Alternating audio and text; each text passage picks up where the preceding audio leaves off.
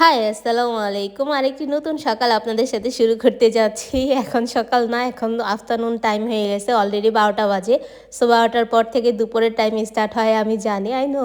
But আমার mistake হয়ে গেছে। উঠতে দেরি হয়ে গেছে। কি করব ভাই? এত শীত। শীতের মধ্যে সকাল ১২টায় কি বা দুপুরে ১টায় কি বা সকাল ১০টায় কি ৯টায় কি বুঝতেই পারি না।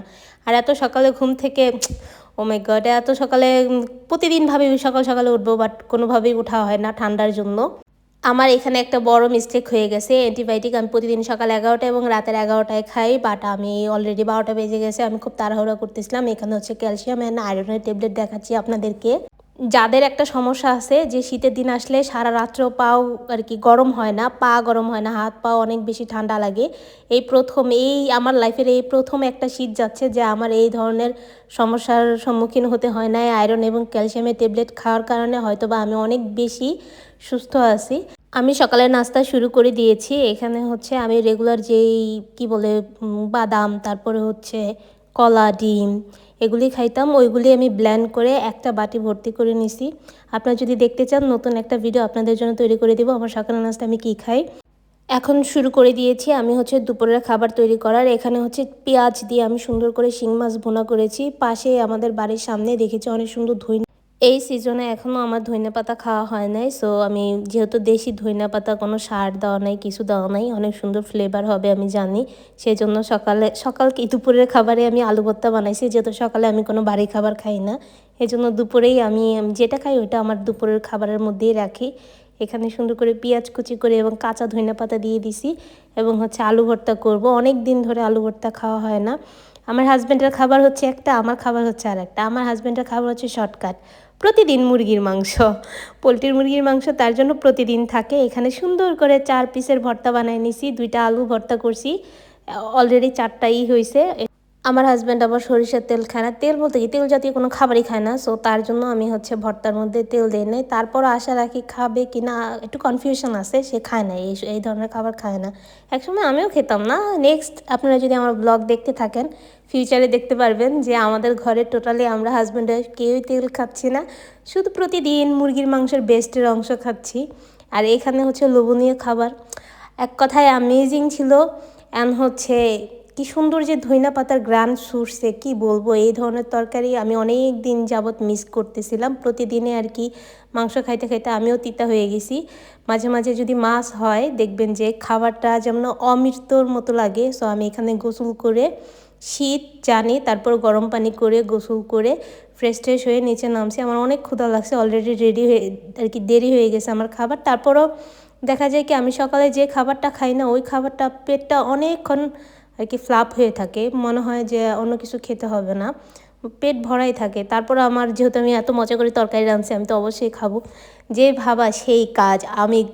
আমি লেটই করি নাই, খাবার স্টার্ট করে দিছি, খালি খাইছি, নিচ দিকে তাকায় খালি খাবার খাচ্ছিলাম। আমি যেরকমটা ভেবেছিলাম যে তরকারিটা মানে যেরকম করে আমি রান্না করছি ওইভাবেই আমি খাচ্ছিলাম। আমার সামনে একজন ছিল, আমি তার সাথে কথা বলতেছিলাম অ্যান্ড হচ্ছে খাবার খাচ্ছিলাম। অনেক দিন পর আলু ভর্তা এবং হচ্ছে শিং মাছ ভুনা করছি পেঁয়াজ দিয়ে।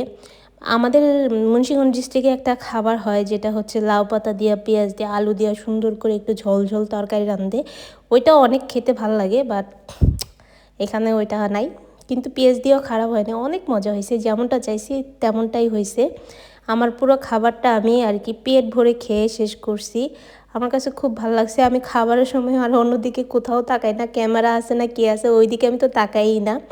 অ্যান্ড হচ্ছে আপনাদের মনে হতে পারে আমি একাই খাবার খাচ্ছি। হ্যাঁ, এই ধরনের খাবার আমার একাই খেতে হয়। আমি রান্না করলে আমার দেখা গেছে এক তরকারি অলরেডি 2 দিন চলে যাবে, কি চলতেই থাকবে যে পর্যন্ত শেষ না হবে। কারণ হচ্ছে এই জন্য আমি বেশি রান্না করি না, কম রান্না করি। তারপরও আর কি একার খাবার তো মনে করলাম অল্প রান্না করলেও থেকে যায়। এটা যারা একা আছেন তারা বুঝতে পারবেন। খাবার শেষ, এখন হচ্ছে ক্লিনের পালা। আমি কখনোই আমার আর কি থাকে না অনেকেই একটু, আমি জানি না, অনেকেই একটু অপরিষ্কার আছে, প্রত্যেকটা মানুষ একরকম হয় না। আমি আমার জিনিসপত্র সব কিছু গুছায় রাখতে, বিশেষ করে আমার কিচেন বেসিং এই জিনিসগুলো আমি ক্লিন রাখতে পছন্দ করি। এখন হচ্ছে খাবারের পরে এখন হচ্ছে আবার একটা ওষুধ খেতে হবে ভরা পেটে, এটা হচ্ছে ক্যালসিয়ামের জন্য, সরি এটা হচ্ছে ক্যালসিয়ামের ওষুধ, 2 ঘন্টা পর পর খেতে হয় আর কি। এটার পরে হচ্ছে আয়রনের ট্যাবলেট একটা খাবো। এটা আয়রনের ট্যাবলেট না ক্যালসিয়ামের ট্যাবলেট, সরি আমি জানি না। 2টা ট্যাবলেট খেতে হয় 2 ঘন্টা পর পর, দিনে 4টা আর কি। প্রতিদিনে রাতে 4টা ওষুধ খেতে হয় আমার। আমি প্রতিদিন হচ্ছে খাওয়া দাওয়া শেষ করে, ঘরের কাজ শেষ করে ট্যুর দিতে বের হই ভাই। তোমরা ঢাকা শহর বা যে যেখানে থাকো সবাই সবাইকে রিফ্রেশমেন্ট করার জন্য ট্যুর দিবা। যেমন আমি গেটের থেকে বের হইলেই আমার হচ্ছে এটা ট্যুর। এই বাড়ির মধ্যে আমি ঘোরাঘুরি করি, এখানে আমার ননদের আছে, দেবর আছে, ওদের সাথে আমি কথা বলি, সবার বাড়িতে যাই, দেখা করি। প্রতিদিন আমি হচ্ছে রান্না আর কি আমার নিজের ঘরের সমস্ত কাজ শেষ করে এই ধরনের ভিউ উপভোগ করি। প্রতিদিন একই ভিউ দেখি না, এই একই ভিউ বলতে এগুলি দেখলে আপনাদের মন ভরবে না, এত সুন্দর পরিবেশ। আমাদের এলাকার পরিবেশ আসলে অনেক সুন্দর, আমার ভালো লাগে। আমার পরে এখন সময় হয়েছে আমার দেবর শান্তর, ও হচ্ছে পুরো ভিডিও নিচ্ছে। ও আমাকে অনেক হেল্প করে ভিডিও করার জন্য। অ্যান্ড হচ্ছে আপনারাও আমাকে অনেক হেল্প করেন। থ্যাংক ইউ আপনাদের সবাইকে আমাকে এভাবে সাপোর্ট দেওয়ার জন্য। আশা করি আমার ভিডিও অবশ্যই আপনাদের ভালো লাগে। অনেকেই কমেন্টস করছেন যে এই এলাকাটা কোন জায়গায় বা এত সুন্দর পরিবেশ কোথায়। এটা হচ্ছে টাঙ্গাইল ডিস্ট্রিক্ট। টাঙ্গাইল ডিস্ট্রিক্টে মোটামুটি অন্যান্য শহর থেকে বা অন্যান্য গ্রাম থেকে সুন্দর, সবার গ্রামই সুন্দর, বাট আমি আমার দেখা মতে গ্রাম হিসাব করতে গেলে ওনাদের এই বাড়ির এরিয়া আমার খুবই ভালো লাগে। এখানে সুন্দর গরুর গাড়ি নিয়ে যাচ্ছে, প্রতিদিনই কিছু না কিছু দেখা মিলে। এটা হচ্ছে এই পাশের বাড়ি, আমি প্রতিদিন এই পাশে আর কি একটু হলেও ঘুরি। এখানে হচ্ছে কি সুন্দর হাঁস দেখা যাচ্ছে। আপনারা কারা কারা হাঁসের মাংস খেতে পছন্দ করেন কমেন্ট করে জানাবেন। এগুলি হচ্ছে দেশি হাঁস, সুন্দর। ওরা ওদের মতো ওদের স্থানে চলে যাচ্ছে, ওরা যেমন মানুষের মতো। আপনি ধরেন যে মানুষ একজন দেখলেও ওরাও আর কি, এবারে যে লোক আছে ওনারা হচ্ছে খাওয়া দাওয়া দেয়, টাইম মতো খাবার খেয়ে নিজেদের স্থানে সুন্দর মতো চলে যায়। আমার কাছে এগুলো অনেক ভালো লাগে দেখতে, কারণ আমি অনেক বেশি উপভোগ করি। তারপরে আসলাম কবুতরের পালা, দেখেন কত সুন্দর সুন্দর কবুতর। ওরা হচ্ছে এখানে গম খাচ্ছে।